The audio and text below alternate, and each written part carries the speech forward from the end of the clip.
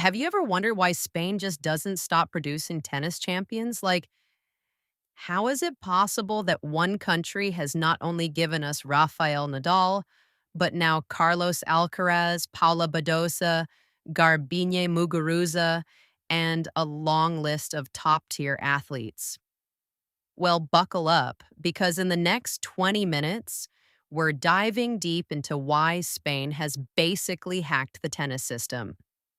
From its elite training culture to its relentless passion for the game, this is the story of how Spain built a tennis empire and why it's not going anywhere.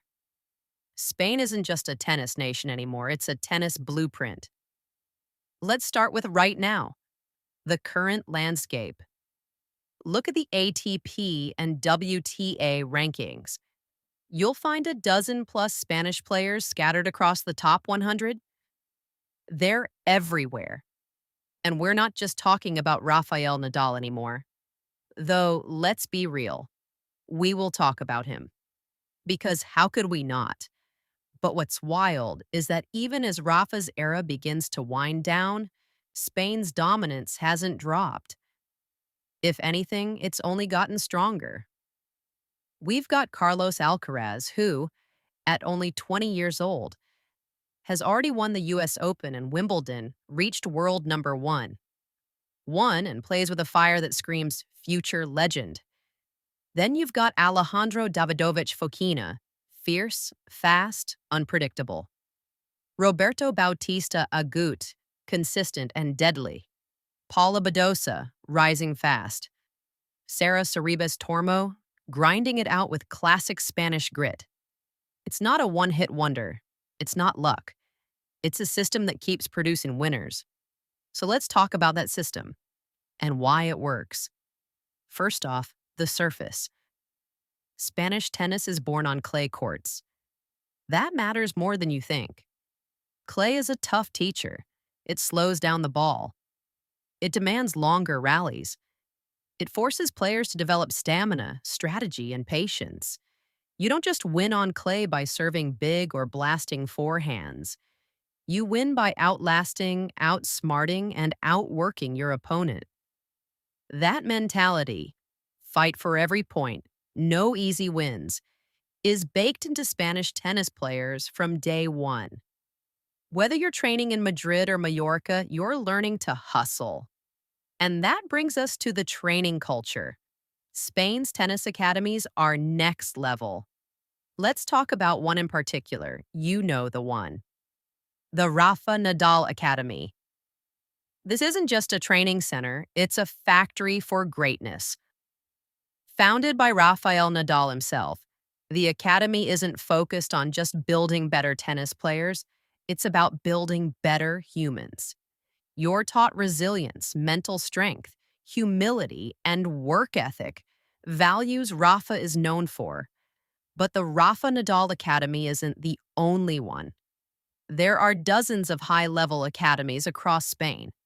From Valencia to Barcelona, the country is packed with programs that combine elite coaching with physical conditioning, mental coaching, nutrition, and, most importantly, competition. These kids don't just practice, they battle daily.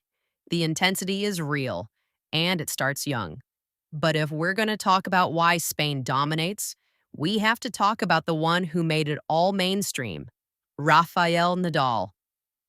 Because let's be honest, Spain has had amazing players before Rafa. Think of Arantxa Sanchez Vicario, Carlos Moya, Conchita Martinez, Juan Carlos Ferrero, legends in their own right. But Rafa changed the game. Literally. 22 Grand Slam titles, 14 French Open trophies, a record that might never be broken.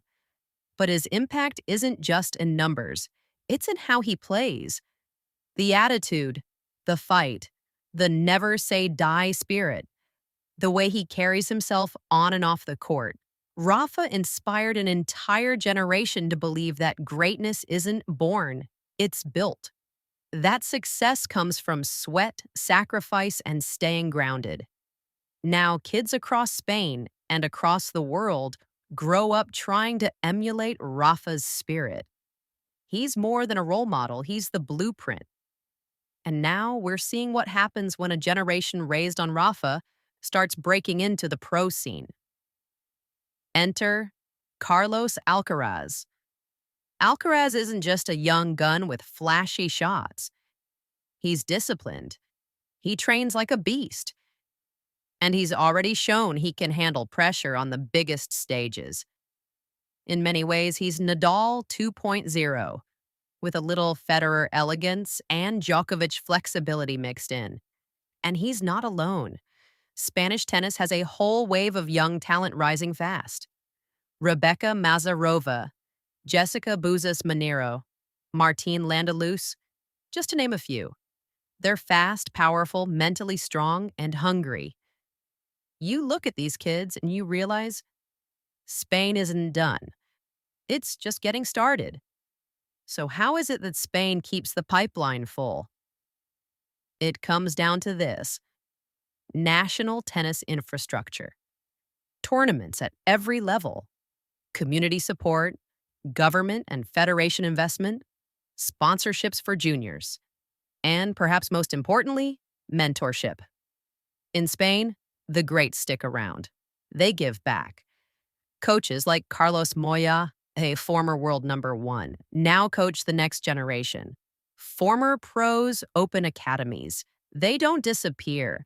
They pass on their knowledge. That mentorship cycle keeps the culture alive. But Spain's impact isn't just local, it's global. You've got young players from the US, Asia, South America, and Africa flying to Spain to train. Why? Because Spanish coaching is now considered elite. The Spanish style, tough rallies, tactical patience, all court awareness, is respected everywhere. And look around. Players from all over the world are building their games with Spanish influence. You can see it in their footwork, their mindset, their work ethic. Even non Spanish players are joining Spanish academies to learn the grind first approach. That's how you know you're dominating woke when everyone else is copying your formula. So, what's next? Can Spain keep this up? All signs say yes. Carlos Alcaraz is still just scratching the surface of his potential. Rafa Nadal might be nearing the end of his playing career, but his legacy is now an institution. His academy continues to grow and develop elite talent. And the structure is there: the courts, the coaches, the funding, the hunger. Spain has built a system that can outlast any single player. Where other countries rise and fall based on one superstar, Spain has created a self sustaining tennis ecosystem. That's the real secret. It's not about one great player, it's about the culture that creates many. So, next time you see a Spanish name in the quarterfinals or watch a clay court marathon in the middle of summer, remember this: Spain didn't stumble into tennis dominance. They built it slowly, intentionally, relentlessly. From the red dirt of Mallorca to the bright lights of Wimbledon, this is a country that turned passion into power. Spain is more than a tennis powerhouse. Spain is a tennis empire. That's it from me. If you made it this far, drop a comment with your favorite Spanish player, past or present, and hit that like button if you've ever watched a Rafa or Alcaraz match that gave you chills. Don't forget to subscribe for more deep dives like this. Catch you in the next one.